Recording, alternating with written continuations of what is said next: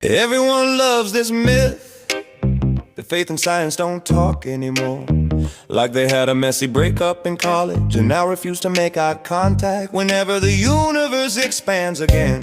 But the truth is, science was born in her house, raised on her carpet, a cradle Catholic, baptized in the font of logos, fed on the conviction that creation is orderly because its creator is.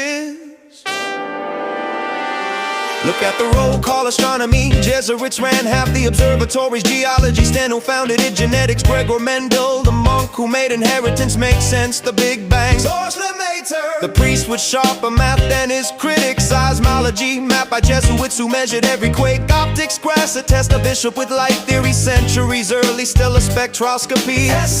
The priest who painted stars by color. Atomic theory, precursors, Bossovich. The Jesuit who sketched the future of physics. Microbiology and pasteurization. Pasteur, crushing spontaneous generation with a lab coat and a rosary. Egyptology, Athanasius Cocker, the monk who studied everything. Mathematics, entire religious orders, turning chalk dust into breakthroughs. Science isn't the church's enemy, it's one of her children, and a pretty successful one at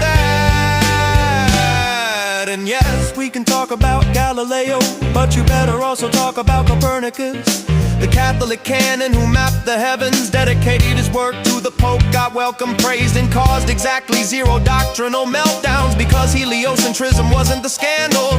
Galileo's interpretation was, he insisted he could dictate scripture to the theologians and then mock the Pope by putting his words into simplicio. Not exactly a diplomatic masterstroke. Even then, he lived under house arrest in a villa with servants and his own students. More caprice on detention than dungeon of despair. Meanwhile, Christians were building universities, standardizing the calendar, charting the heavens, cataloging the species, graphing the tides, measuring the mountains, and inventing the idea that matter obeys laws because there is a lawgiver. And if you still think the Dark Ages were dark, you haven't the faintest notion that the only libraries left open were run by monks, copying everything they could rescue, while the rest of Europe went bonfire mode. That's why Islamic science plateaued, Greek science stalled, and Chinese natural philosophy never made the jump. They lacked the theological soil that said the universe is rational. Go study it. God won't smite you for asking questions. Science isn't the church's enemy, it's one of her children, raised in her halls, funded by her patrons, fed by her worldview, formed by her confidence that this universe is intelligible because its author is.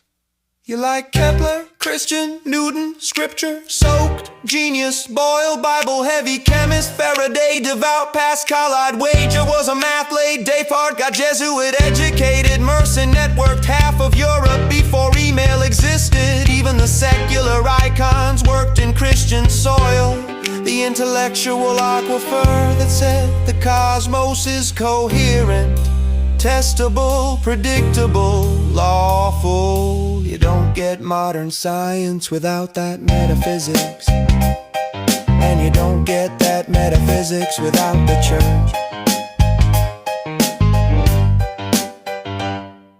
Science isn't the church's enemy, it's one of her children, a proud one, a brilliant one, a sometimes rebellious teenager, sure, but always bearing the family resemblance. Logos made the universe reasonable, the church made the universe studyable, and the scientists, they just kept the family business running. If you trust the Big Bang, thank a priest. If you trust genetics, thank a monk. And if you trust science at all, thank the worldview that believed the world was worth studying, because science isn't the church's enemy. it's one of her children.